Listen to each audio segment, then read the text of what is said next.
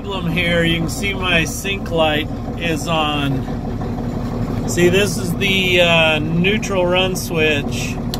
When you put it in run, that will synchronize the rear transmission with the front. Anytime you flip it to neutral, that's exactly what it'll do, is it'll send that rear transmission to neutral. So my sync light's always on, and it keeps kicking the circuit breaker. It went out a minute ago. So I have bought a new solid state switch, and I'll show you what that is and what it does.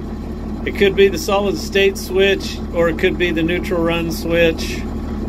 I've never had this problem before, so this one's going to be fun to chase down.